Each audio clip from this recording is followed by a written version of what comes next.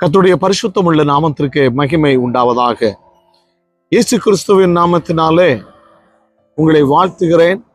இந்த நாள் சிந்தனைக்கு ஆதாரமாக ஆதியாகமம் 46வது அதிகாரம் 29வது வசனம்.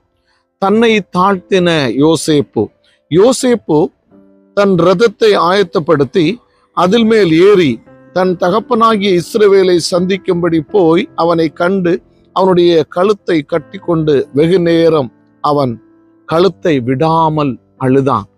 அருமையான தேவனுடைய பிள்ளைகளே, யோசேப்புடைய வாழ்க்கை வரலாறு நம்ம எல்லாருக்கும் தெரிந்தாலும் அவன் உயர்த்தப்பட்டான், அதிகாரியானான். ஆனால் அவன் தன்னை தாழ்த்துகிறான். இப்போது யார் சமூகத்தில்?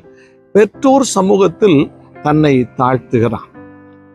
அவன் தகப்பனை பார்த்த உடனே அவன் தன்னை தாழ்த்தி கழுத்தை கட்டி கொண்டு அவன் அழுகிறான், முத்தம் செய்கிறான். அன்பு தேவனுடைய பிள்ளைகளே, இந்த செய்தியை காண்கிறதான நம்முடைய பெற்றோர்களை நாம் எவ்விதமாக கனப்படுத்தி வைக்கிறோம்? அவர்களை எவ்விதமாக பார்க்கிறோம்? வயோதிப நாட்களில் அவர்களை குழந்தை போல நடத்த வேண்டியது நம்முடைய கடமை அல்லவா? இந்த கடமையை யோசேப்பு தன் வாழ்க்கையில் நிறைவேற்றினான். அவன் ஆசீர்வதிக்கப்பட்டான். இந்த செய்தியை பார்க்கிறதான அன்பு தேவனுடைய பிள்ளைகளே, நாமும் நமக்கு முன்பாக கொடுக்கப்பட்ட பெற்றோர்களை நாம் கனப்படுத்துவோம். அவர்களுக்கு செய்ய வேண்டியதான கடமைகளை நாம் நிறைவேற்றுகிறதான சூழ்நிலைகளில் என் தேவன் உங்களை காண்பார். உங்களை அவர் வழிநடத்தி ஆசீர்வதிப்பாராக. ஆமென்.